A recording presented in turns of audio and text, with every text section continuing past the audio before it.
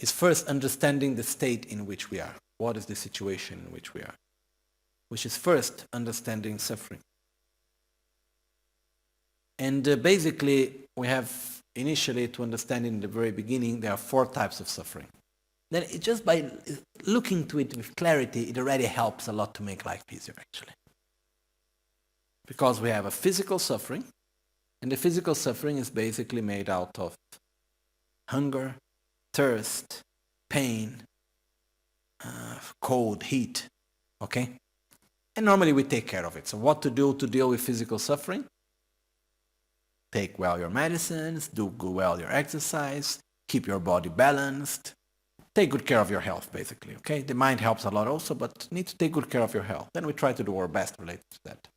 I am not the best person to talk about that. So, there are many very good people and experts that can explain us how to take good care of the health. So, this is for the physical suffering. Second type of suffering, we have the material suffering. Material suffering, mostly it exists where people don't have enough. So I suffer because I don't have a place where to sleep. I suffer because I don't have enough to eat. I suffer because I cannot go with a comfortable transport to the place where I need to go. I suffer because of many different things that are needs that we have, physical, material needs that we have that cannot be fulfilled because of poverty. So, this basically is the material suffering. But it manifests also in other ways. It's basically more when we suffer because of anything that is material. Does it ever happen that we suffer because something material? We don't have what we want. Something breaks, we lose something, something is stolen or whatever. Can we suffer because of these things? If I like something, this is my beautiful cup and suddenly it breaks, can I get upset because of that? Yes, no? So, making it simple, when we talk about material suffering, there is one very simple key in order to make it much less, which is making the difference between our needs and our wants. Okay. What do I want? Wonderful, I want it. If I can get, good. If I cannot get, okay. What is my need? Let's make everything possible to get it. But we suffer a lot because very often we don't make a distinction between what is our needs and what are our wants. And basically we transform our wants in needs. Okay? And we live in a society nowadays where what I want is like a law. I must get it. And if I want and I can get it, why not? So it becomes an objective in life to get everything I want. Now, I remember some time ago I was in the airport in Milan. I think going to Holland actually. And there was a family nearby me. Mother, 2 children, and her own mother, the grandmother of the children.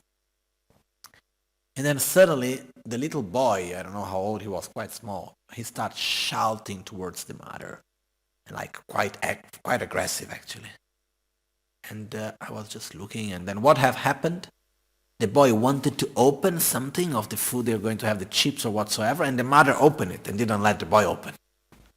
He just took the chips open, and then the boy starts screaming and saying, like if she did the most terrible thing.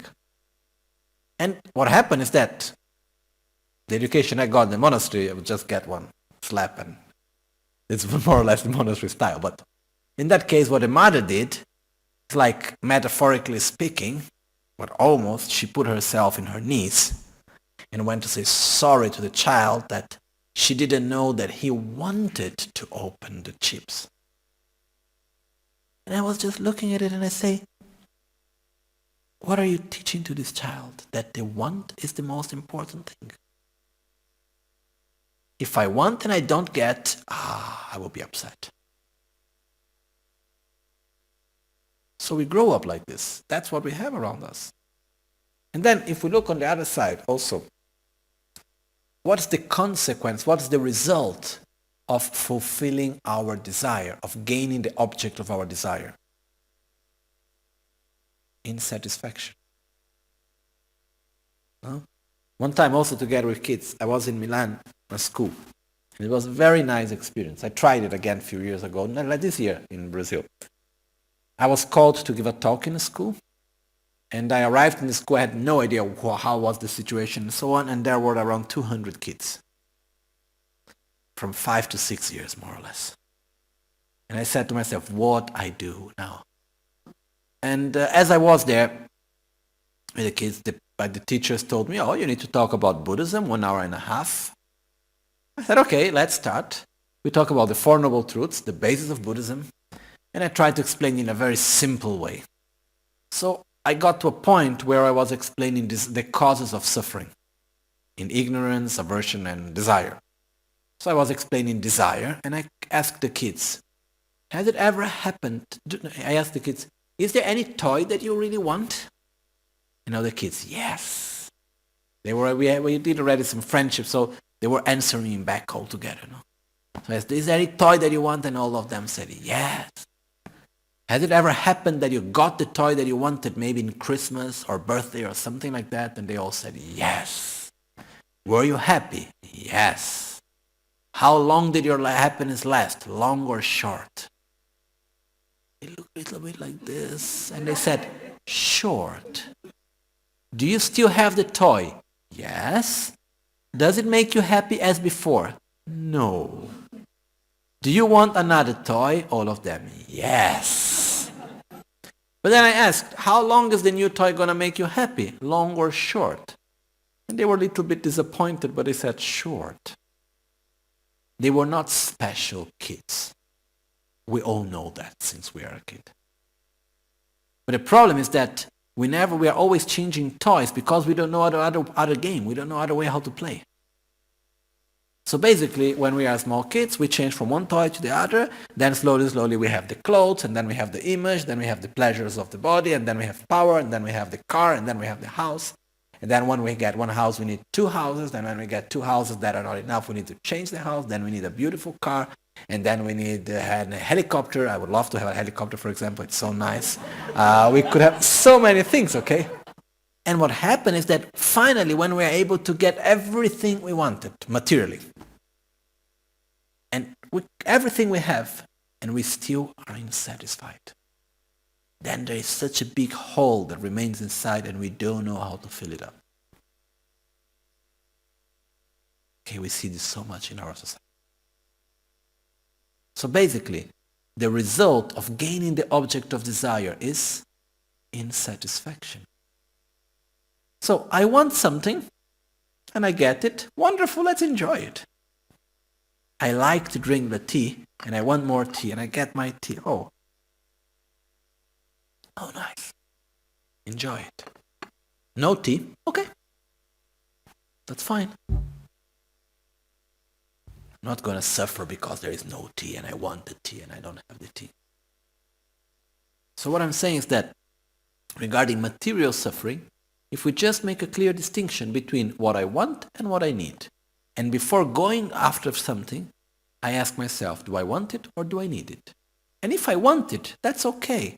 But then I give a different importance to it.